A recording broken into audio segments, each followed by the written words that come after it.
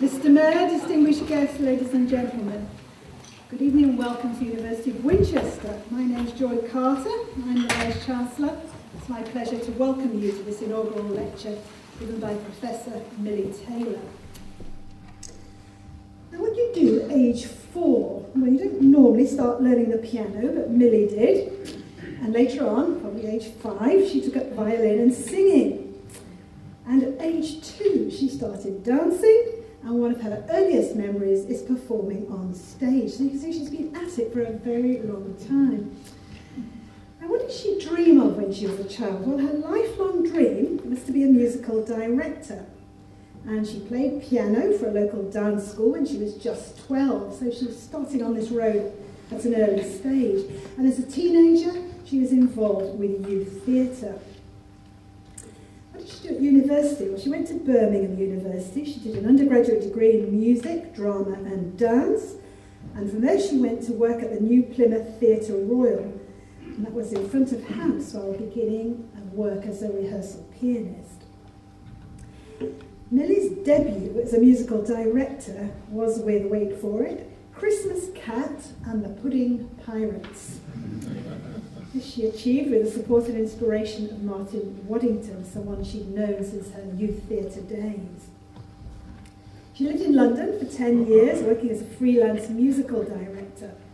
She toured Britain and Europe with a variety of shows, West Side Story, Rocky Horror Show, Sweeney Todd, just to name a few of them. But then came a turning point in her career because she loved the development and rehearsal of new shows, but she decided that she was a little bit bored with long runs and repeated performances. Far too creative just to stick with that for the rest of her career. So what did she do? She sold up and she moved to Exeter, of all places, where she did an MA in theatre practice, and it was here she discovered a love of writing and a love of research.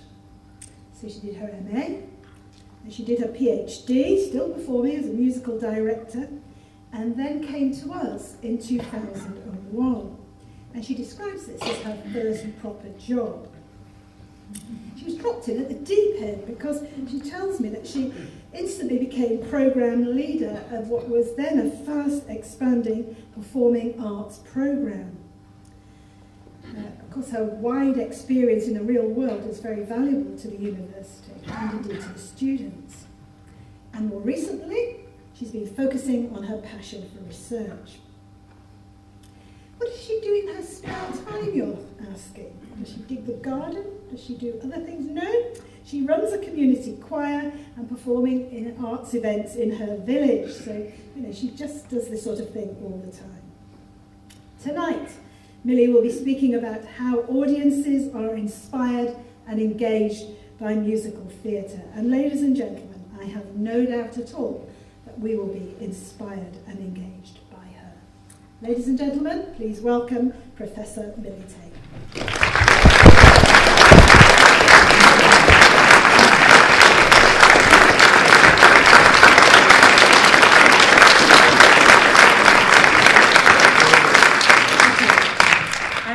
Very much to Joy for the introduction, and thank you all for coming. Some of you have come quite a long distance, so I'm really delighted to see you all here tonight.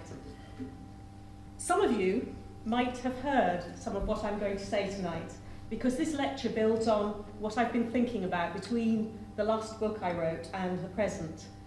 Some of you haven't ever heard any of this, so I hope you'll be able to understand it, whether or not you've read the books or the articles before. But what I want to do is I want to start with a recent memory. A few weeks ago, with a friend who's here, I went and saw the premiere of a community opera, Inaugral, at Glyndebourne, by Orlando Goff and Stephen Place. It told the story of Elizabeth, bedbound and isolated in a geriatric ward, and she's given a headset, sort of wrap-around glasses, and through that, she can operate an avatar, or imago. For the techno buffs, it's like Second Life. And for information, and actually as payment for being able to show you the picture, I have to advertise that it will be on blindborn.com on the 11th and 12th of May. It's well worth watching. So what happens is that the two worlds, the real and the cyberspace, infect each other so that the avatars, who begin as an outward extension of their creators, gradually take on independence.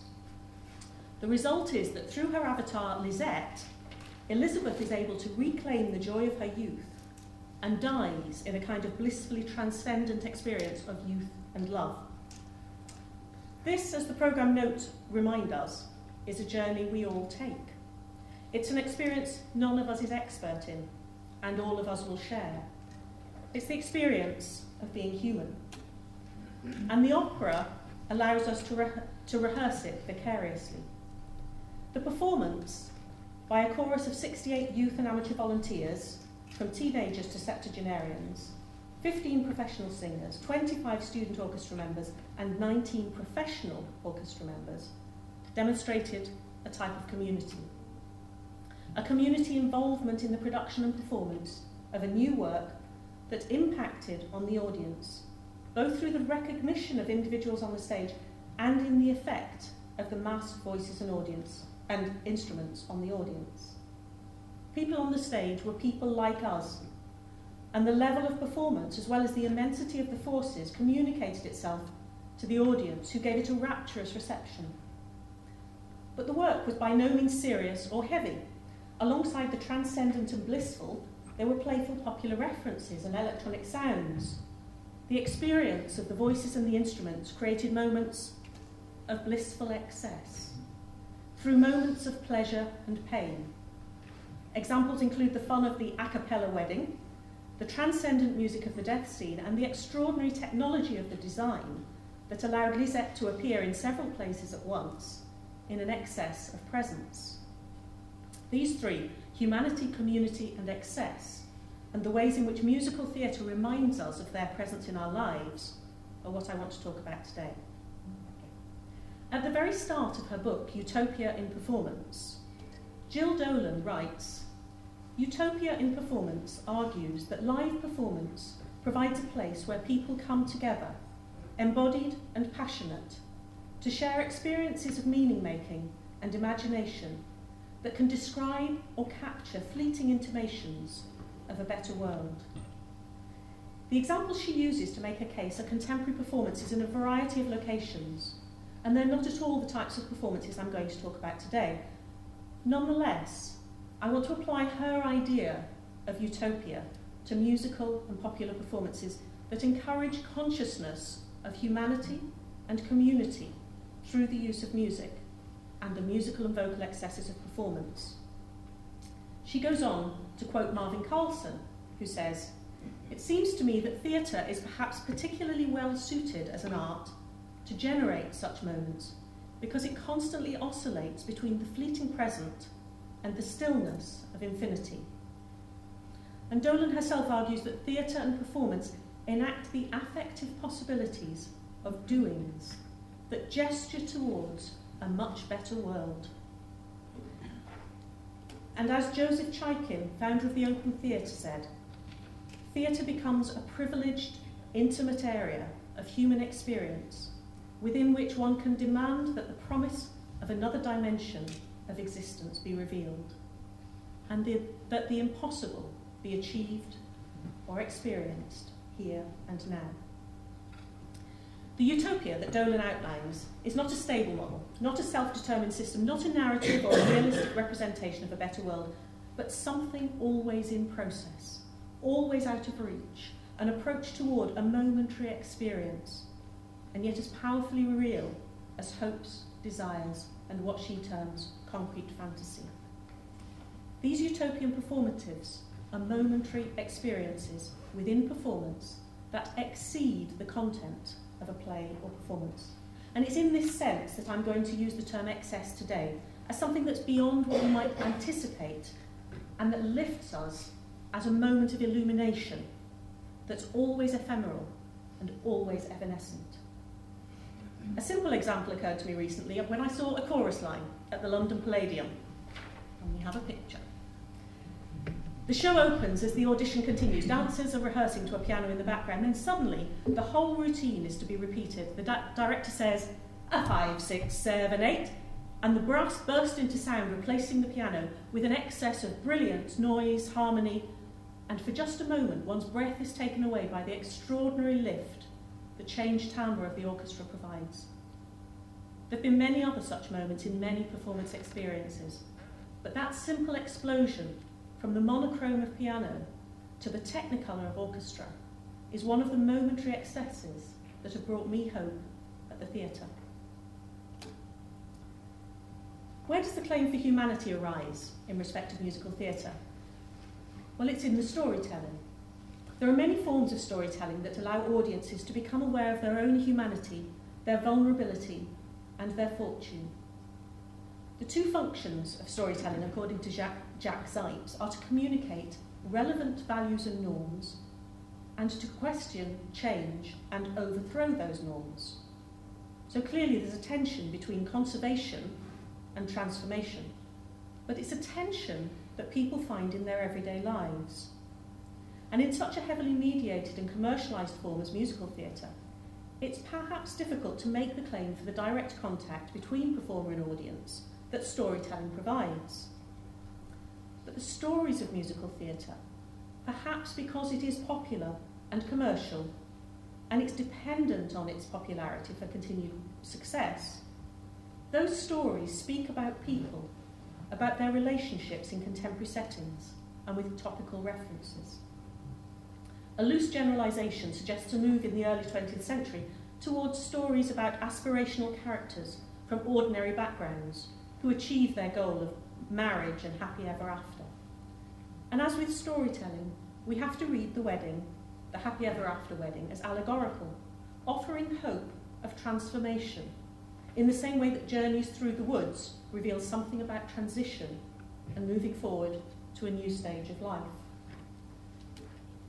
Even Into the Woods by Stephen Sondheim and James Lapine, that places a number of fairy stories into one story in order to challenge the happy ending in marital bliss of each of those stories, demonstrates awareness of the deep structures of fairy tales, as the characters all journey into the woods to learn more about themselves. And at the end, after the characters have been through marriage and disappointment, several have died, and the survivors sing, "Into the woods you go again. You have to, every now and then. Into the woods, no telling when. Be ready for the journey." Even as it subverts several fairy stories, Into the Woods relies on our knowledge of them, and a contemporary morality is revealed through the journey, about honesty, self-reliance, and courage. Into the woods you have to grope, but that's the way you learn to cope. Into the woods to find there's hope of getting through the journey. Into the woods, each time you go, there's more to learn of what you know. And each time you see a performance of the same show, each time you go back into the woods, you learn something new about where you are in your life at that moment. So I'm suggesting that the heteronormative endings of, for example, Oklahoma, derives from a particular place, 1940s America, and speaks in a language that will be popular with its audiences, but it's interpreted by audiences according to their different contexts. What its narrative mythology reveals, to some extent, is fear of the outsider, Judd. In the early days of the Second World War, it was written in 1943, alongside the necessity of assimilating the farmers and the cowmen and their representatives, Curly and Laurie, through marriage at a time when immigration was high. Its morality reminds us of the need to be open to other ways of life. The farmer and the cowman should be friends, and not to fear difference. While its mythology encourages us to move forward through difficult times, to embrace transition and transformation as productive at whatever time of our lives they occur. And I could read any number of musical theatre narratives in this way, highlighting the mythology and the morality that can be discovered within them, and so the narratives, building on the fairy story analyses of Zipes and Maria Warner, provide examples of life-changing moments or crises, journeys and resolutions. The characters go through these situations, and as we empathise with them, we rehearse those moments of transformation in preparation for our own lives. Such stories act at a deeper level than the intellect, though.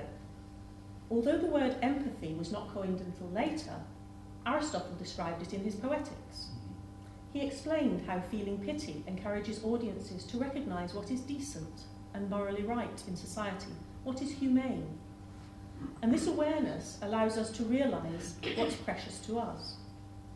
Tragedy is about central and indispensable human attributes, disclosed to us by the pity that draws us toward characters and the fear that makes us recoil from what threatens them. It's the particular and the personal associations we make with the character that engages us, and our feelings of attachment allow us to recognise what's important to us. So when a character with whom we feel empathy is hurt or killed, it feels as though a part of us is also hurt. Aristotle used the word catharsis in his definition of tragedy. He suggested that by experiencing the powerful feelings of the characters, audience members can purge their own emotions, releasing tensions in their own minds and bodies, and achieving a feeling of calm. For the time of performance, audiences can feel for and with another person, experiencing emotions and situations beyond the range of their everyday lives, which allows them to rehearse extreme emotions and to empathise with unexpected or unknown people. Sweeney Todd is a character bent on vengeance who murders his way through the plot. After his dark and demonic soliloquy of vengeance, "I'll have them all," Mrs. Lovett sings, "And what's the sound of the world out there? Those crunching noises pervading the air." And Todd replies, "It's man devouring man, my dear, and who are we to deny it in here?" And suddenly the excessive dissonances are replaced by a light waltz. And through such references to popular song styles, and more particularly through the beautiful music Sondheim gives Todd to sing while communicating his terrible backstory, we begin to understand and empathise with his pain. We appreciate his black comedy, however much we might deplore the fact that he kills everybody in sight. So we empathise with and pity Todd, just as we fear for ourselves in a similar situation. And so we achieve an emotional understanding of the complexity of human experience that we can apply to encounters throughout our lives. Merrily We Roll Along tells a story of Frank, Charlie and Mary, who meet while students. They try to live out their dreams. Mary wins a Pulitzer Prize while Charlie and Frank become successful on Broadway. Frank prefers commercial success, however, and becomes increasingly alienated from the others as his youthful zest and idealism fall away. The dramatic irony in this work, though, is that it's played out in reverse. So audiences meet the characters when they're jaded, bitter and disillusioned, laugh at them, pity them and fear for them. In the opening scene, at the end of their relationships, Mary is asked what she does and her reply is, "I drink." During the opening number, the chorus sings, "How does it happen? Once it was all so clear. How can you get so far off the track? Why don't you turn around and go back?" Gradually, in the course of the evening's performance, their journey takes us and the three protagonists back to their meeting on the roof as they sing of their hopes and aspirations. Don't you know, we're the movers and we're the shakers. We're the names in tomorrow's papers. Up to us now to show 'em. Amanda Smallbone, who leads the Vocal and Choral Studies degree here at the university with our colleagues Ben McPherson and a graduating student, Rosie Somerville, are going to sing the final song from the show that reveals the optimism with which we set out on our adult lives.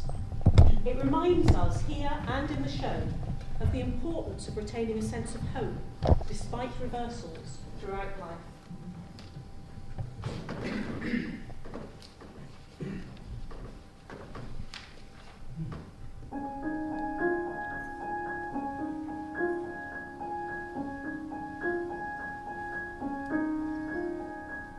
Something is stirring, the shifting ground is just begun. Edges are blurring all around, and yesterday is done. Feel the flow, hear what's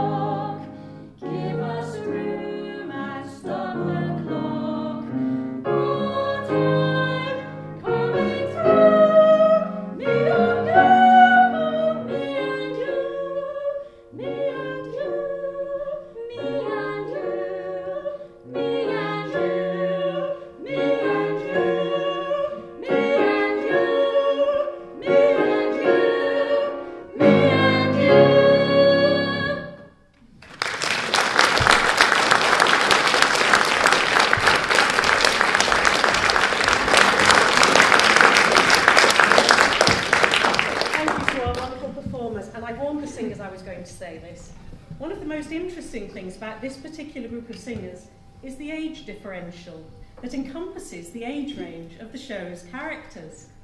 They start their careers and end the show at Rosie's age, having just left university or the army, with huge optimism for the future, a youthful clarity you hear in Rosie's voice.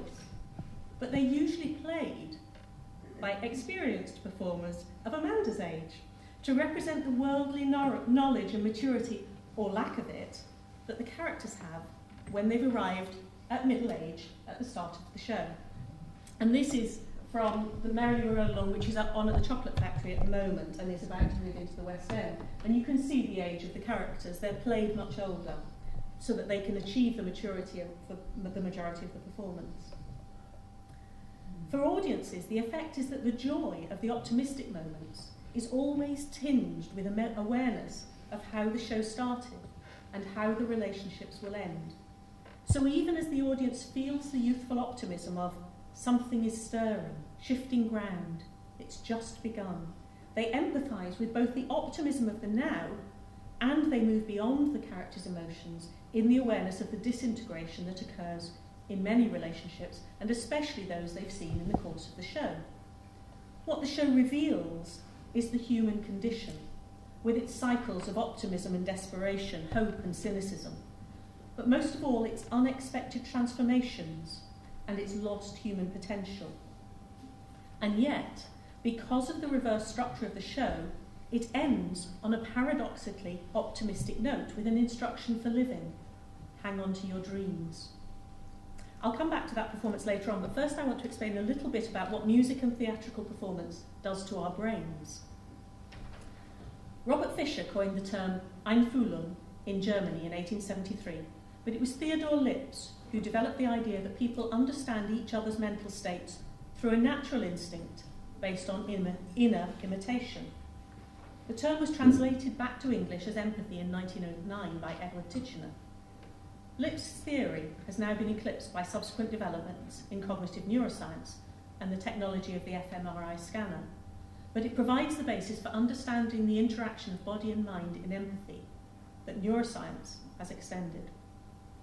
Cognitive theory and music psychology have now provided scientific explanations for the way audiences embody the experience of living another life while watching a performance. The basic premise is that humans learn by imitating, first by imitating their mothers and later by imitating teachers, peers and idols, but a feature of skills acquisition is observation and mimicry.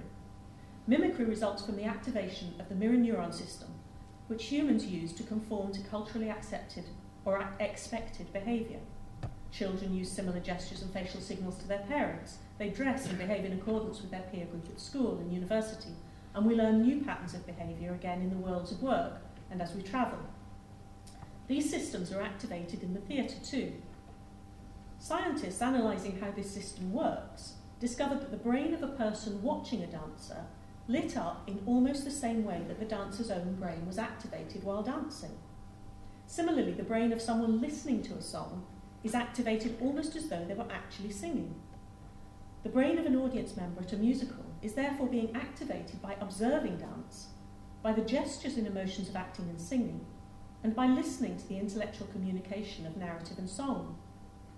Those audience members are not simply using their intelligence to understand the consequences of the events in the plot, but they're recreating the experiences of the characters in their own minds and bodies. And since brain and body are connected, autonomic and somatic responses are triggered, and the observer actually experiences the actions and feels the emotions of the performers and can become passionately connected to song, dance, and characters. More importantly, and this is a quote, music has a unique ability to trigger memories and awaken emotions and to intensify our social experiences. Thus, theatre allows audiences to experience another time and place and another mode of being, but musical theatre releases a greater ability to feel the emotions of that time and place and to empathise with situations and characters. It's not surprising, therefore, that musical theatre's uplifting stories, happy endings and vibrant song and dance and spectacle that allow audiences to feel joyful, passionate and emotionally expansive are extremely popular. The experience of the song you've just heard when it's sung in the theatre at the end of a cynical and dramatic evening is one of high emotion. The extremes are there, the optimism of youth and the cynicism of age, both embodied in the characters on stage and shared with the audience's listening bodies. This is the human experience of musical theatre, the ability to empathise, to experience high emotions and shattering events, and to feel for others.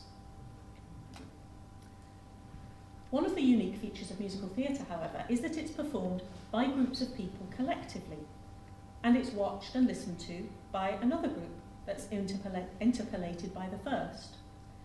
Victor Turner and Richard Schechner have documented the effect of ritual activities where everyone joins in a performance in a separate place and achieves a feeling of communitas as a result of the liminal experience of being part of the community event.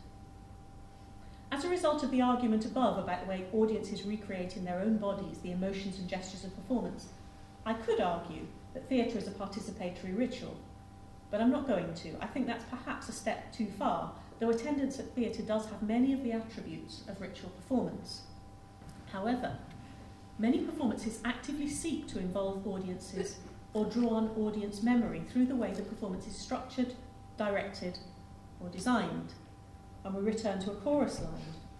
The mirrors are lowered at an angle during the final scene, so the audience sees itself reflected on stage. You can't see it in this picture, but the experience of being in the audience is that suddenly you see yourself reflected.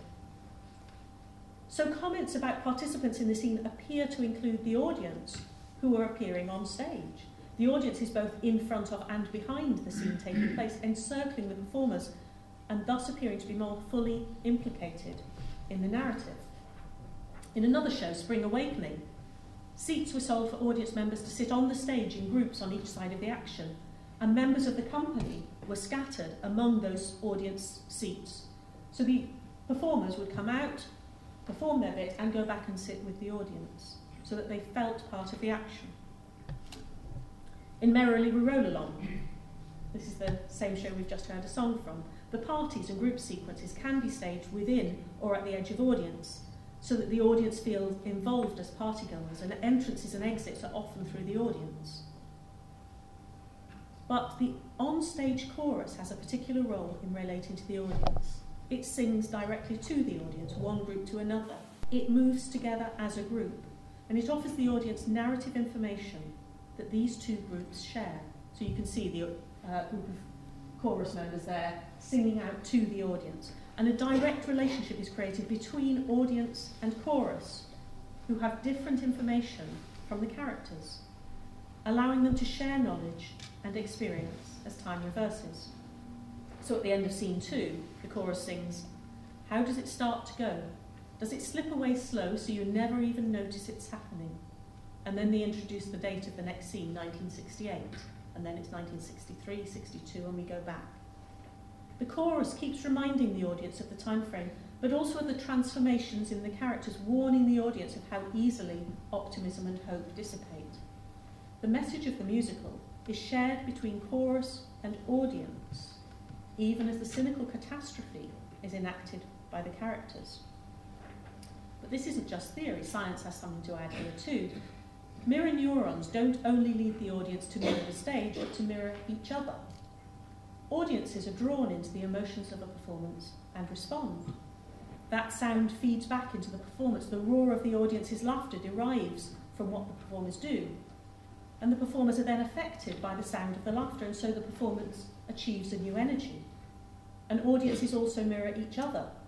Many people note that they're likely to laugh out loud at a live performance where everyone else is laughing, whereas in their own home in front of the television, that's very unlikely.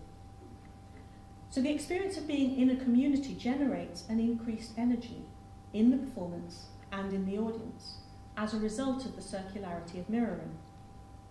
Clearly, this can also go the other way. Audiences can become flat and deflated, but the shared experience is likely to be greater than the individual one. And mirroring might partly explain the enormous buzz that's experienced by audiences and performers who leave the theatre buzzing with excitement and on an emotional high. But there is one more step. Christian Kieser, a neuroscientist, explained that not only does doing an activity as a group, like singing in a choir or playing in an orchestra, activate the reward areas of the brain and bind participants together, a process known as entrainment, but sharing the experience of watching music and dance as a group can activate those same reward areas. So science has now demonstrated that audiences can indeed experience the powerful emotions of musical theatre, and that dopamine is released in the brain as a result not only of the event, but even of anticipation of the pleasure of the event. And it can act as a tranquilizer, removing or suppressing anxiety. All these responses are subconscious, and audience members can choose to resist identification, but through this mirroring, audiences do more than understand the events of a plot. They sense the emotions portrayed and magnified in musical theatre, and they vicariously share these experiences with the performers and with each other, just as we've shared the experience of our time. The emotional stimulation of the music and the incitement to change the world articulated in the lyrics. These are the momentary illuminations that allow audiences to experience other times and places, to identify with situations and characters that they might never come into contact with. Musical theatre thus has a central humanity in its optimistic stories and the opportunity for community experience that is amplified by the powerful emotions being expressed and by the way music increases and releases emotional freedom. I'm going to return now just briefly to the performance of Our Time by our wonderful singers to explore very briefly the idea of excess. There are many ways in which a musical theatre performance is excessive. In its spectacle, its use of music, its orchestral timbres, its language, its performance. I want to focus on two ideas: the referentiality of performance and the use of multiple voices, both of which were exemplified in the performance we heard earlier. The performance of Our Time has multiple layers of meaning that are produced as we interpret the optimism of the lyrics and relate them to our own experiences. You might hear this song, or indeed this lecture, at one point in your life, and find references in it to works that resonate with you now.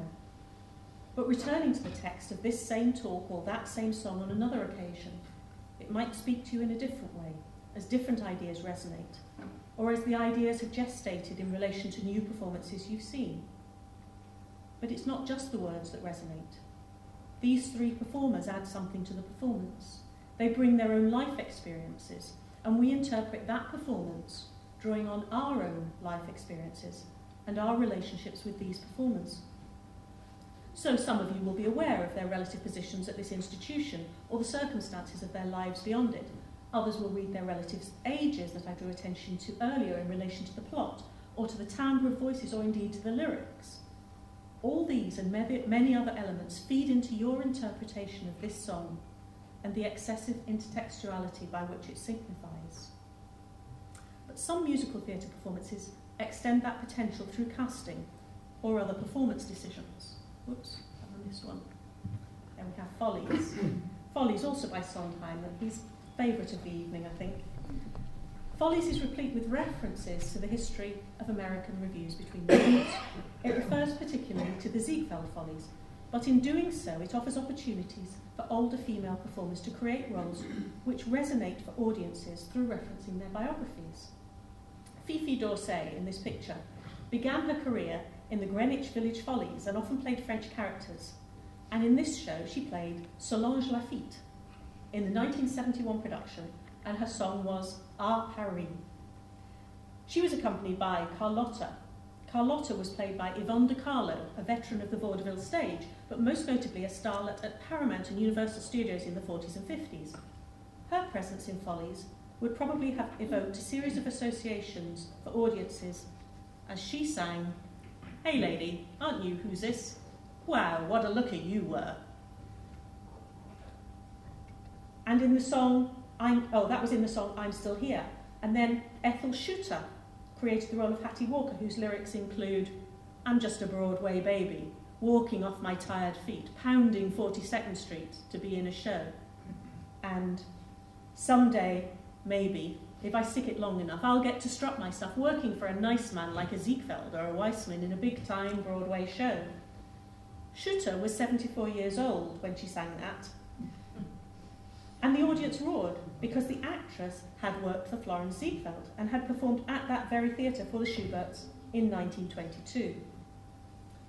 Other performers in the same roles have included Elaine Stritch, while Elaine Page, star of Andrew Lloyd Webber's early musicals, played Carlotta in the 2011 Broadway production singing "Good times and bum times, I've seen them all and my dear, I'm still here." The idea of the Folly star is thus evoked not only through the writing of the work, but the casting of performers who bring a history that feeds into the way the work interacts with life to create an excess of intertextual resonances. And that's a photo just for fun. This is part of the narrative of difference and an aspect of excess. The presence of older performers in cameo roles who've achieved longevity in their careers reminds us of their age and their changed appearance, their difference in each role. The mutability of time, the decay and evolution of performance, performers and memory are all figured into the narrative and encoded in a performance text which audiences explore as multiple, as excessive. It voluptuously exceeds the boundaries of the narrative. Perhaps one thing the juxtaposition of cameos of theatre and marriage does is to reveal the importance of "I'm still here" into the experience of life. Buddy, Ben, Sally and Phyllis, the warring married couples, are still here, and in Follies that's a success.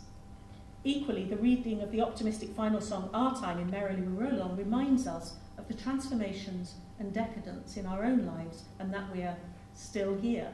It's still our time as we move forward into our ever-expanding futures. This effect is also achieved by jukebox musicals, and to a lesser extent by revivals and the remaking of films on stage and vice versa. The audience reading of the work has added texture, produced by the layered reading of many versions of the content, the performances, and the work. And as we've seen, music is particularly effective in attaching to memories and experiences, so that jukebox musicals contain an excess of memory and the playfulness of intertextual interpretation. The most obvious vocal excess in musical theatre, though, is choral singing, which we saw to a certain extent in the harmony sections of Our Time earlier, with more than one person singing the same line. And obviously this effect is amplified in choral or ensemble numbers. Narrative is partially replaced by musical texture, clarity by multiplicity. Instead of discovering what one person thinks, we hear minute differences of timbre and vocal line, of interpretation, style and accent. even though our performers have articulated with minutely accurate unity, they're different people with different experiences. So what we discover is that the more accurately they sing together, the more nuanced are the articulations of difference between their voices. So the musical theatre chorus not only signifies unity and community, but reminds us of difference. It reminds us that language works not through absolute meaning, but through the relationships between things that are and are not similar. Our singers are and are not similar. They sing together, but they're not the same. And their difference, or the paradox of their togetherness, is my final example of the excess of musical theatre. So we've had some examples of excess in musical theatre, but there are also excesses of spectacle in dance and design, music and orchestration. The experience can be overwhelming because of the excess of signification, because of the outpouring of emotion, and because of the levels of sound and spectacle. Musical theatre is an experience of sound, colour and light that, when it works well, raises the emotions and stimulates passionate responses. The proof is in every Broadway or West End theatre night after night, as audiences rise to their feet in rapturous applause in an excess of approbation and pleasure. And when you add this experience of excessive performance to the content of stories, empathy with characters, and experience of community, it can be seen why musical theatre stimulates passionate responses. It can be entertaining, popular, moving, and memorable. It can also be crass, bland, reductive, and simplistic.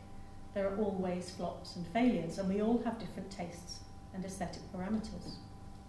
But what I've been trying to show today is that the potential of musical theatre to reach out to audiences is extraordinary, and it's based on encouraging engagement in human relationships, awareness of community, and the blissful loss of self in the experience of excess.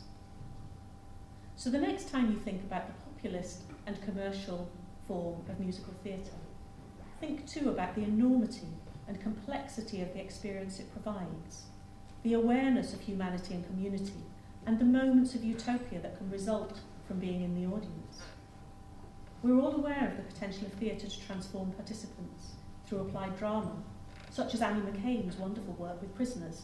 Her most recent performances are occurring this very week, but I think it's already sold out. I don't think you'll be able to get into that. But theatre has a transformative potential that extends way beyond the instrumentalist impacts with which it's most often credited.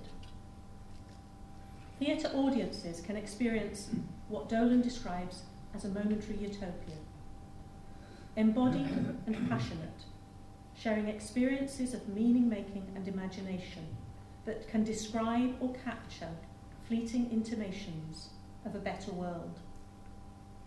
What I've been arguing here is that between empathy with characters and understanding of situations, in the gaps between meaning and interpretation, and through the excesses of musical theatre's multiplicity, audiences, and more specifically, musical theatre audiences, can experience moments of hope at the theatre, feeling the flow of life and their own potential that may indeed cause or inspire transformation. Thank you.